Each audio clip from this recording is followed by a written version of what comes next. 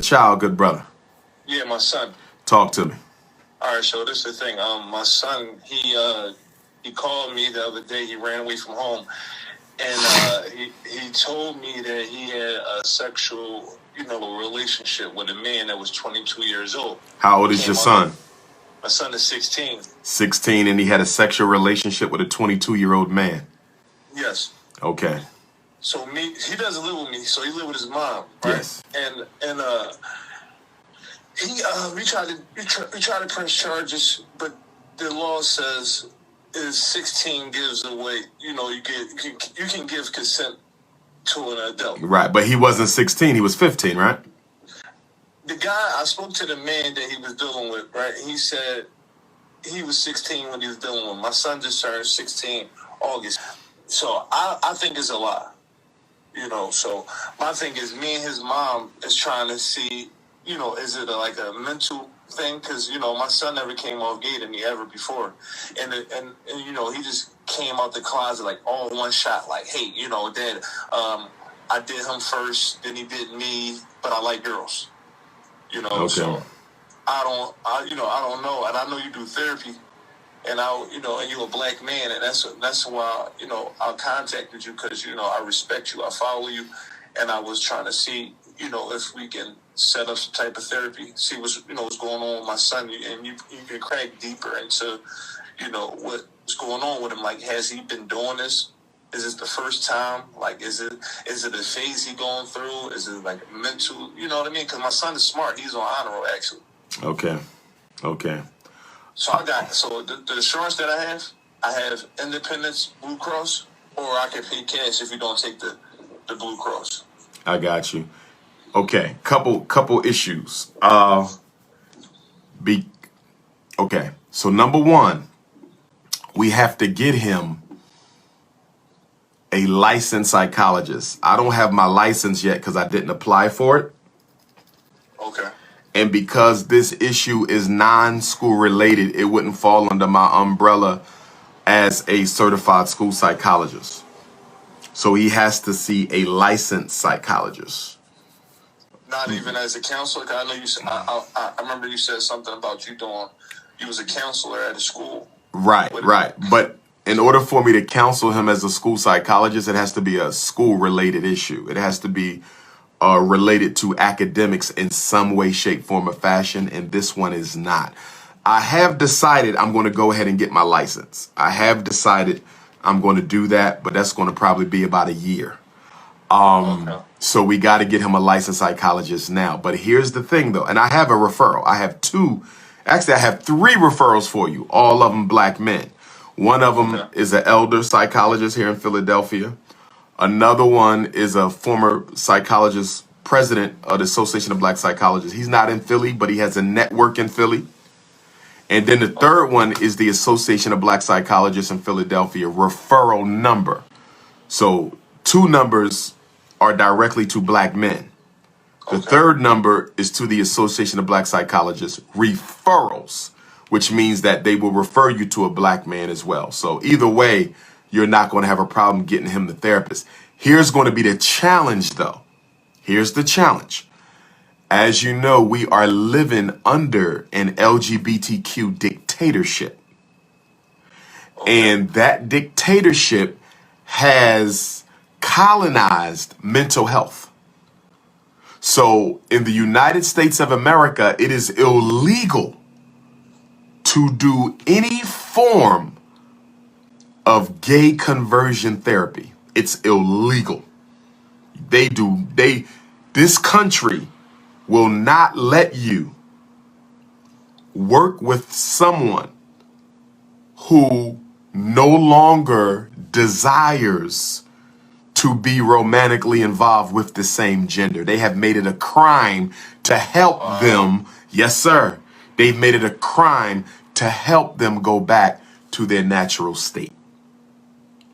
So that doesn't mean that these brothers can't work with him, but they cannot come at it directly that way. If you follow what I'm saying, they'll have to deal with the triggers, the historical incidents that gave birth to this or gave rise to this. They'll have to come at it another way, but they cannot do therapy based on a young man being homosexual and his parents don't agree with it. They can't come that way. Now, 'Cause I'm hurting too, man. I was trying to see if I can join separate myself too, because this is messed up. This is messing me up traumatically. I'm traumatized by this. You know what I mean? Like, understandably.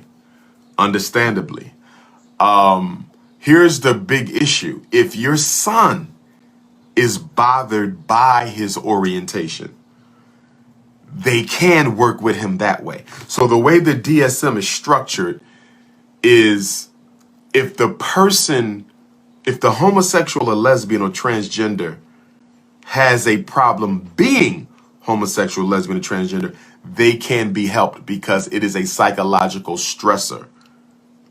So if it's bothering your son, they can work with him because it's bothering him. In other words, he's saying, I have a problem with that. They can work with him directly on the issue.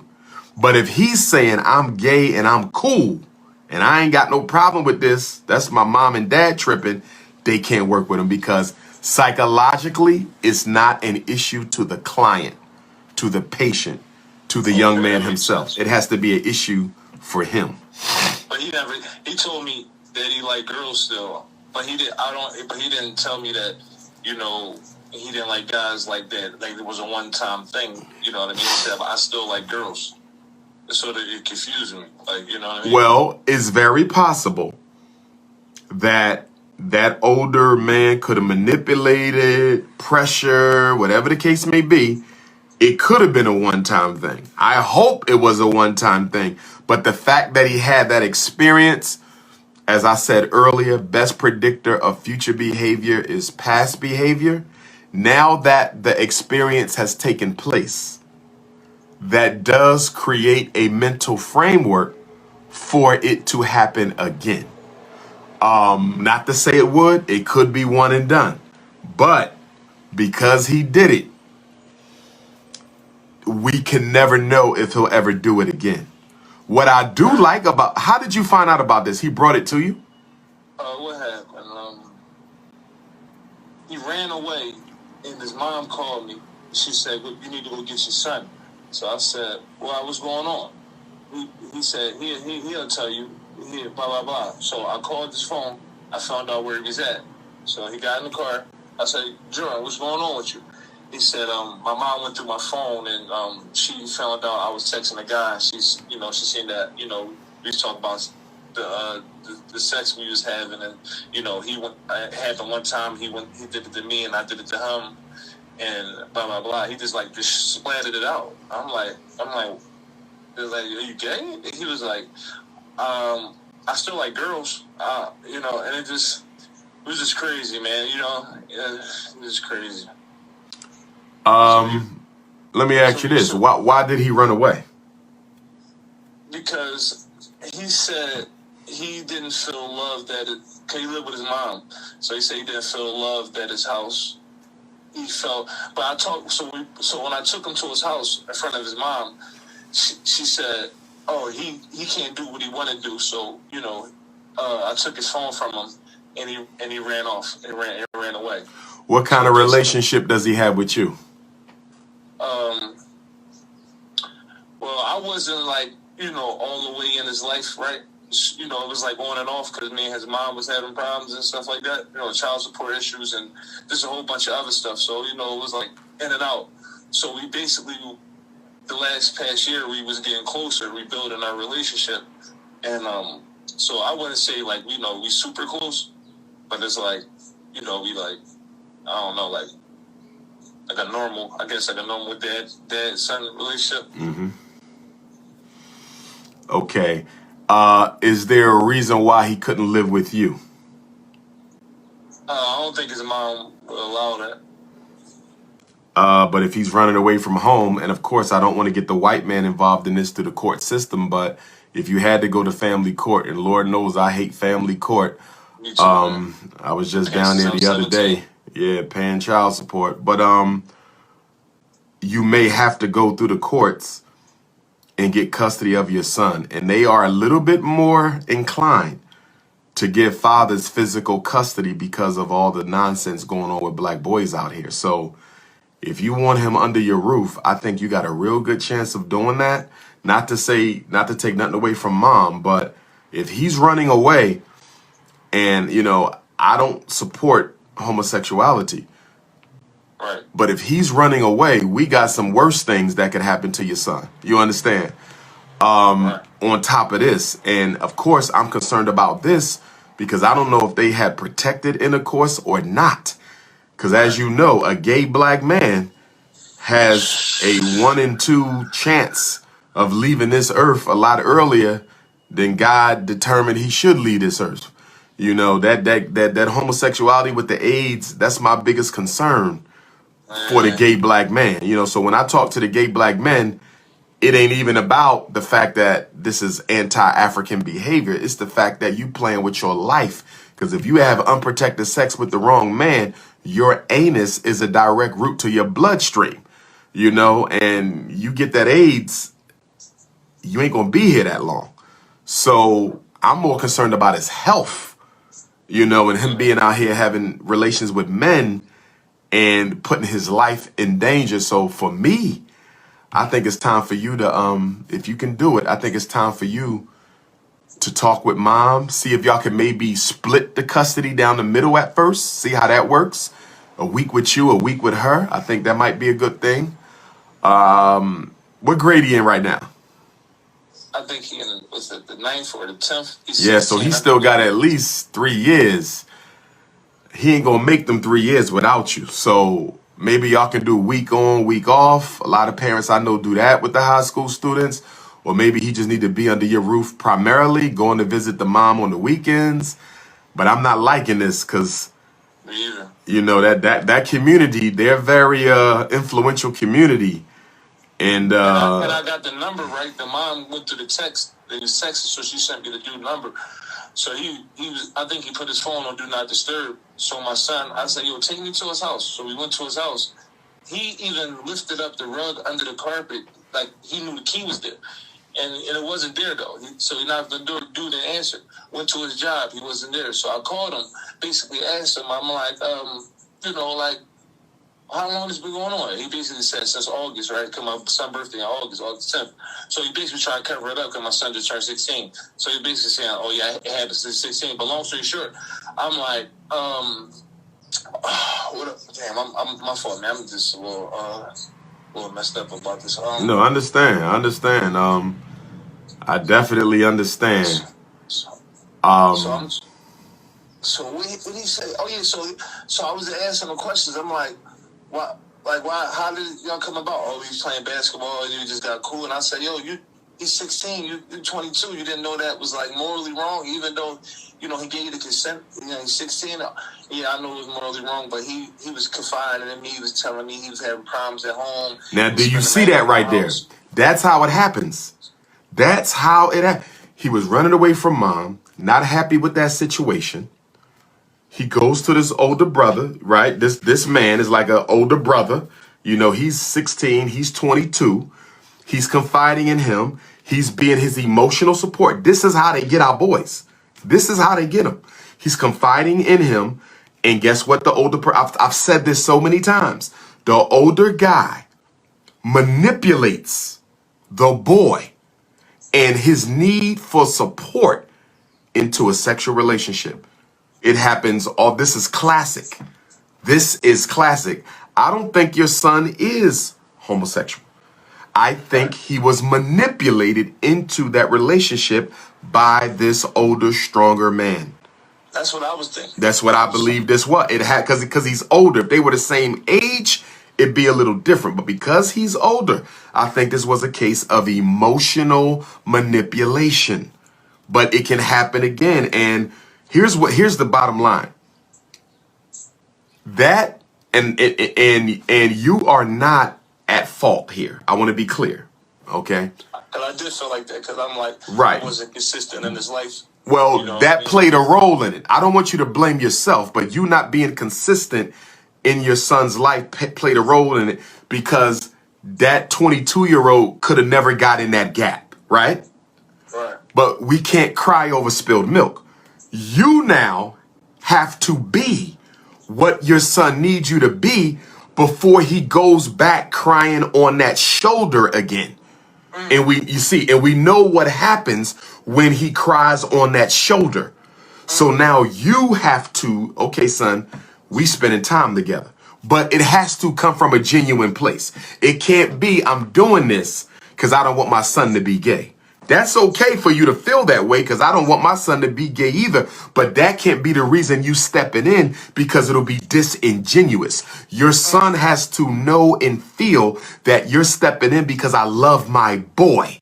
This is my son, and I don't want nobody manipulating him into being anything other than what God intended for him to be. And I've been missing. I wasn't there the way I should have been, but I'm going to be there now. So if it were me, I would look my son in the eyes. This is not your fault. This happened because I wasn't in your life the way I needed to be. And I'm going to start being here now. This has shown me my era as a father. And so now I'm going to be here. But I'm telling you, there's no better way for you to make sure something like this doesn't happen again than to have him under your roof, if that's possible. But definitely you have to build a stronger emotional bond with your son so he doesn't have a need to go to another male. And don't get me wrong, young black men should be able to come to us. Young black men come to me for support. You see, but it shouldn't get manipulated. And that's a shame because you got all these fatherless boys looking for older men for nurture, for support.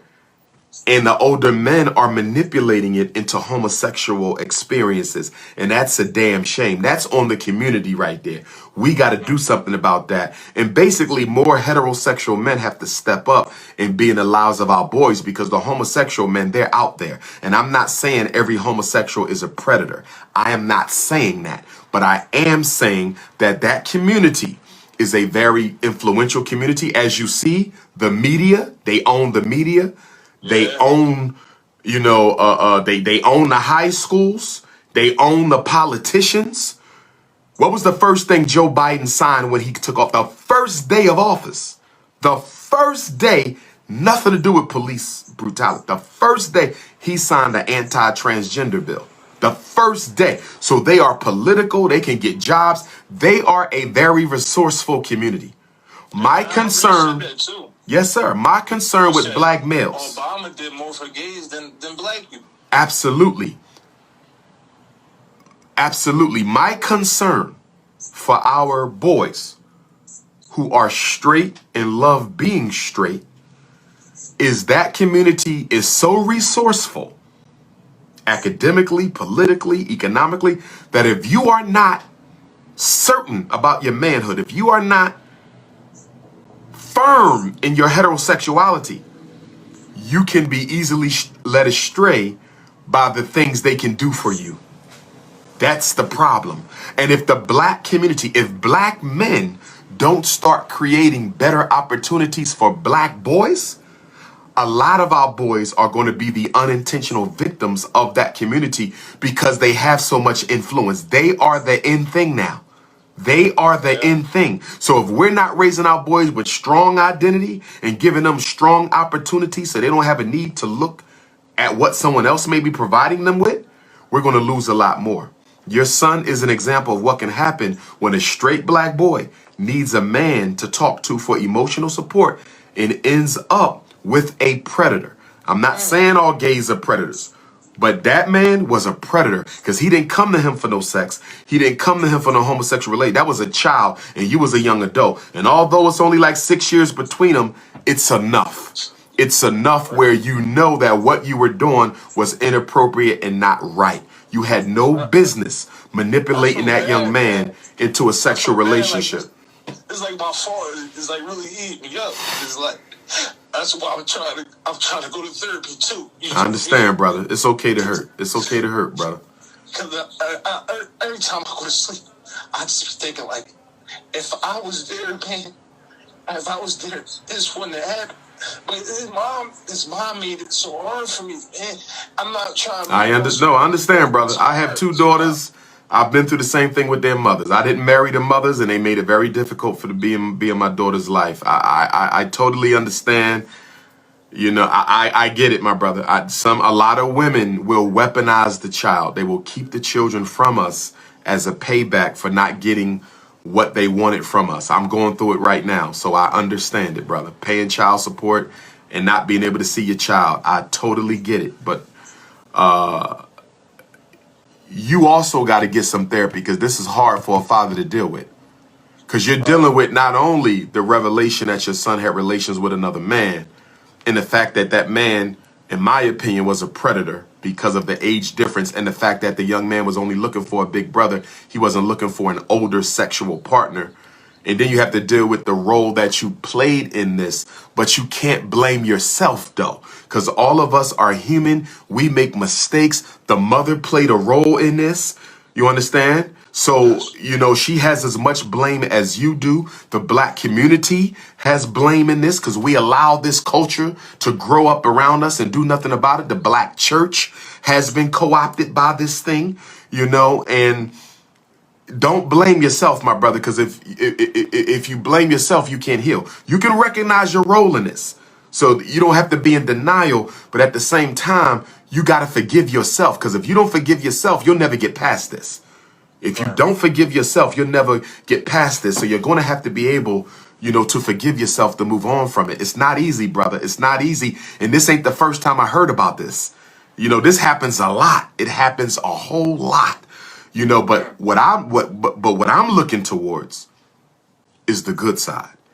And the good side is you getting involved in your son's life, doing more activities with him. Y'all need to create a regular father-son schedule, whatever that's going to be. You know, you can start off small and then grow. You might say, look, son, every Wednesday night, you with me, 5 to 10. We're going to go to movies, go eat, just walk, talk, get to know each other.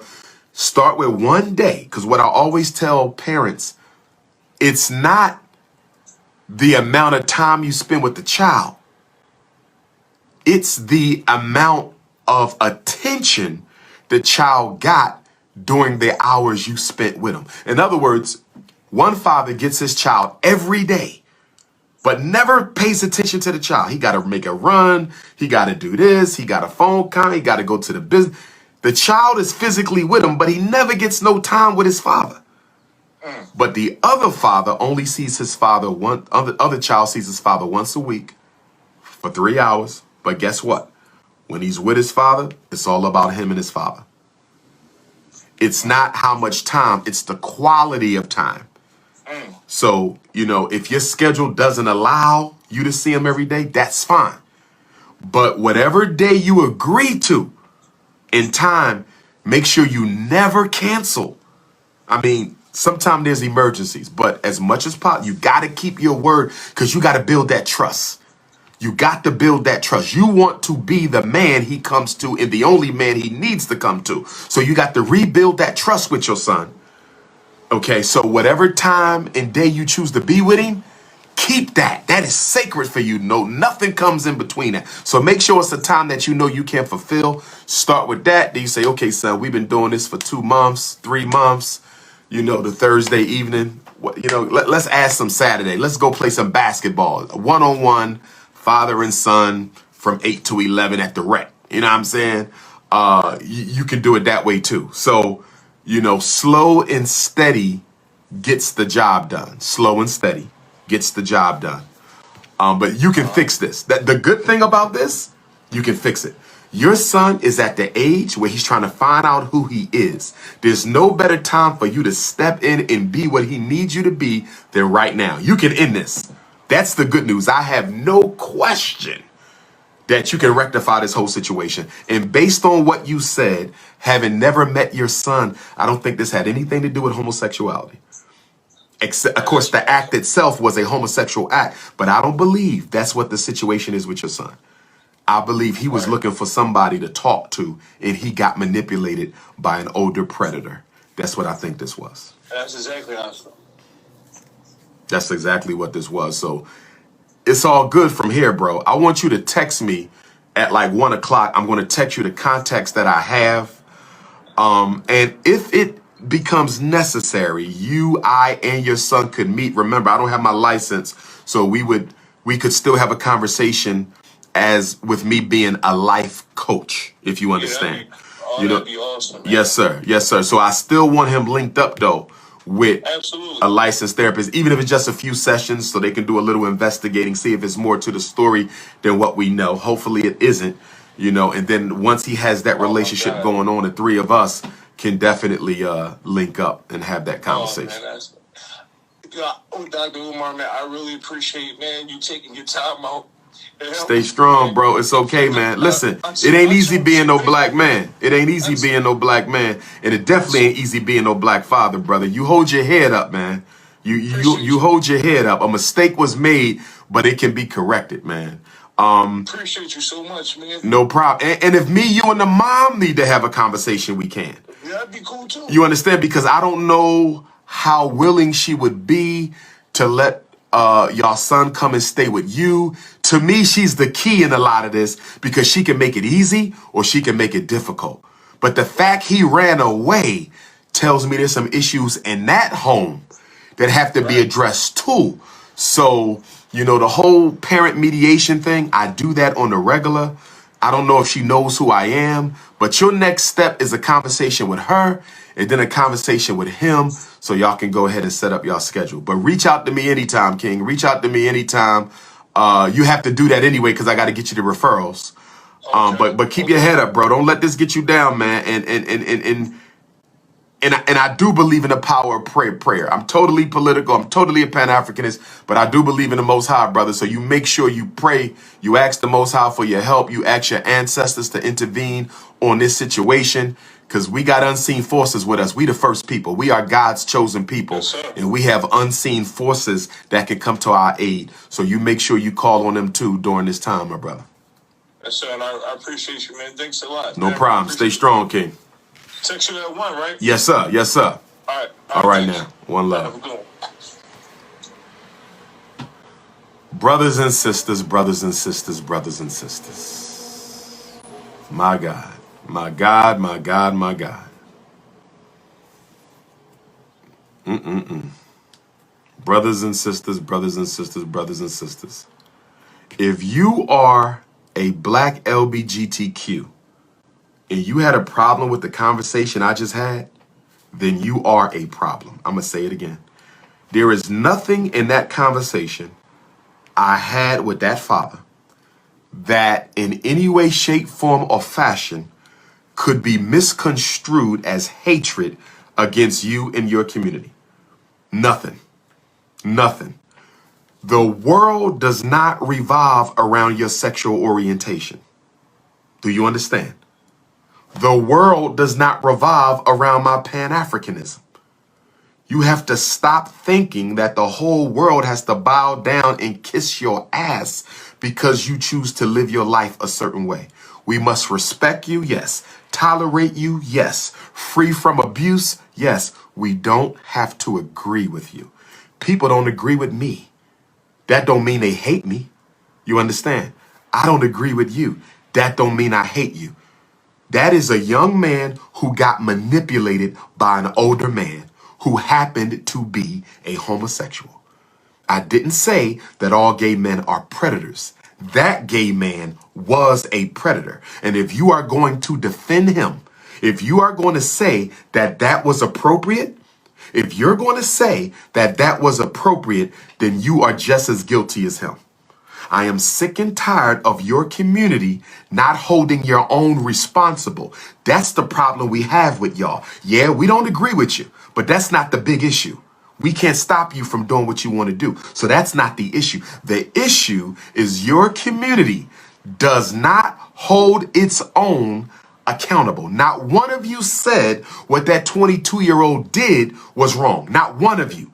And that's the problem we have with y'all because y'all do not hold your own accountable. But when somebody who don't belong to your community says something to you, you go off. We're this and we're that, and we should be ostracized, and we should be locked up and thrown away and murdered. You have no problem criticizing people who disagree with you. But the minute somebody in your camp takes advantage of a child, y'all don't say anything. And that's the problem I have with y'all. I'm still waiting for your community to create an anti-child sexual abuse movement. Why doesn't your community have an anti-child sexual abuse component to it? I've asked that question for years and I never got an answer, so I'm asking right now. I respect all y'all. I love all black people. I don't care what your issue is. I may disagree with you, but I still love you. Oh, you understand? My question for your community, why have you not created an anti-child sexual abuse task force, organization? I don't hear y'all doing anything at all about child sexual abuse within your community. I've never seen it. If I'm wrong, show it to me. That's all I'm saying. That's all I'm saying. I don't hear y'all doing no type of advocacy to support. What happened to him was wrong. And it happens all the time. Okay? Straight people do it, and straight people should check it. Gay people do it, and gay people should check it. Straight people check child sex abuse. I don't see your community checking child sex abuse. That's all I'm saying. That's all I'm saying.